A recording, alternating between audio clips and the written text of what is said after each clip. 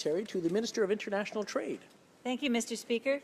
This is a day that the citizens of West Vancouver-Sunshine Coast Sea to Sky Country have been working toward and waiting for. Bill C-68 is an act to amend the Fisheries Act and other acts in consequence. The consultation effort itself has strengthened engagement with Canadians, enhanced transparency in fisheries activities, and improved the health of fish and fish habitat. And we are just getting started. This new legislation and our debate will go a long way to help restore and strengthen the public trust so badly damaged by the previous government with regard to the Fisheries Act. In 2016, our government initiated a consultation process that engaged thousands of Canadians. Citizens expressed grave concern about lost protections. They spoke out about the importance of science and academic freedom. Indigenous peoples offered voices of experience, traditional knowledge, and ways of working together that we have been missing. Commercial fishers say they want to be included in decision-making. The amendments we are debating today fundamentally recognize that decisions must be guided by the principles of sustainability, by the precautionary principle, and by an ecosystem management approach. This provides hope to many British Columbians for whom Roderick Haig-Brown, named in Campbell River this summer as a person of national significance to Canada, is a source of inspiration, a guide, and a mentor. He wrote, quote, "The salmon runs are, in truth, the wealth of the Pacific Ocean brought readily back to the hand and use of man. For his part, man has used them and abused them, injured and restored them. He knows enough to multiply them even beyond their original abundance, and he is threatening them with total destruction."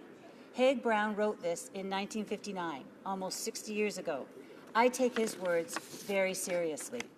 Fundamental to a robust Fisheries Act, important amendments include protection for all fish and fish habitats at last, restoring the previous prohibition against harmful alteration, disruption, or destruction of fish habitat, known as HAD.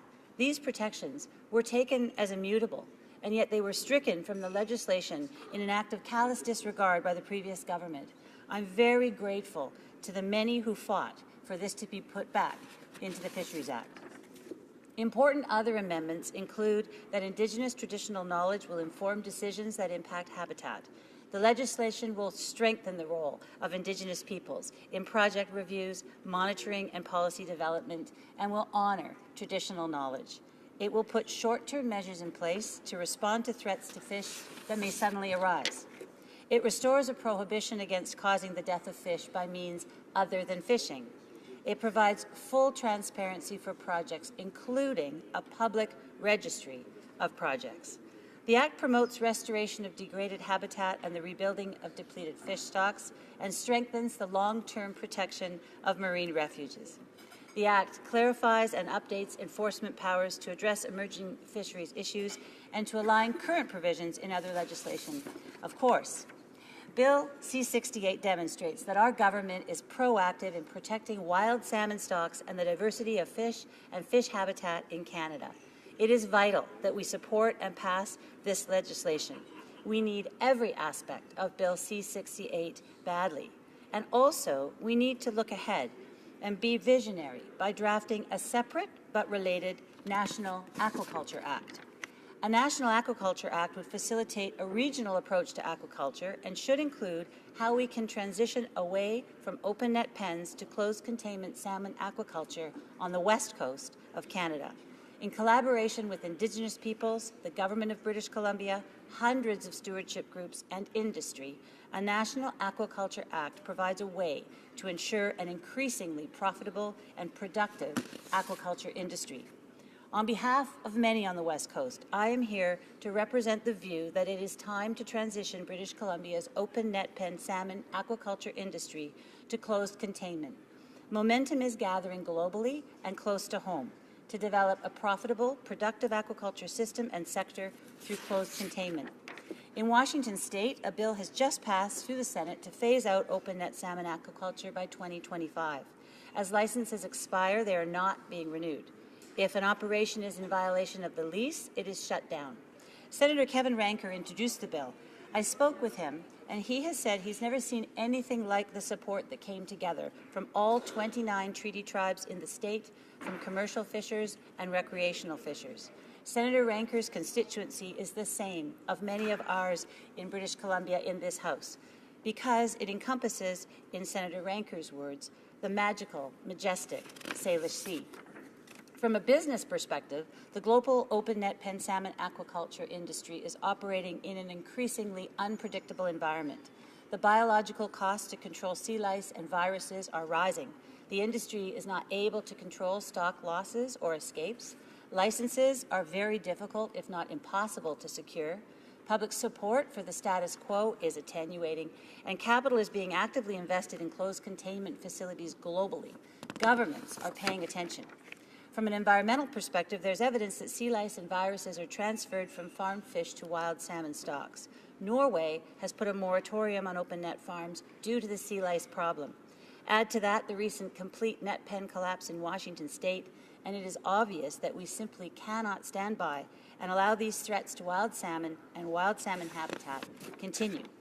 From a trade perspective, British Columbia and Canada should also not concede our strong role in the industry, our knowledge, and our brand to the first movers who know that the status quo will simply not allow for the growth of the sector and who are gaining market advantage over us through research, innovation, and investment. Canada is a trusted global leader in high-value, safe, secure, sustainable food, and we have the potential to develop our agri-food sector, particularly in light of recent trade agreements and supercluster announcements. Through technology and innovation in the sector, Canada can bring more high-quality farmed salmon to global markets, create jobs, and strengthen the economy. Social innovation presents the potential for industry and First Nations to be enterprise partners. Transitioning to closed containment is a way for nation-to-nation collaboration in pursuit of business opportunity, trade, and a healthy aquatic environment. In just 2.5 years, our government has made it clear through our actions that we are committed to strengthening engagement and transparency and to rebuilding trust with Canadians. Last year, the government invested $1.4 billion in the Department of Fisheries, Oceans and Canadian Coast Guard in their base budget as a result of a program integrity review which revealed the magnitude and devastation of the Harper government cuts. This is in addition to our historic $1.5 billion investment in the Oceans Protection Plan to further protect the marine environment from coast to coast to coast. As the Minister has stated, to preserve, protect, and help restore our environment, we need a Fisheries Act that Canadians can trust. We must continue to build a relationship based on respect for the protection of our shared environment. And I would like to thank Canadian citizens for their ongoing commitment to volunteering, studying the science, advocating, and leading. Certainly, the people of West Vancouver-Sunshine Coast Sea to Sky Country have played a major role in the proposed Fisheries Act legislation we are considering today, and that will continue, no doubt. I am very grateful for their wisdom and spirit and tenacity in getting us to today. Our government is taking great strides to protect fish and fish habitat and the environment.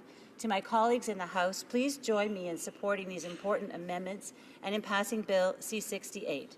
And then let us take the next step toward a National Aquaculture Act. Thank you very much, Mr. Speaker.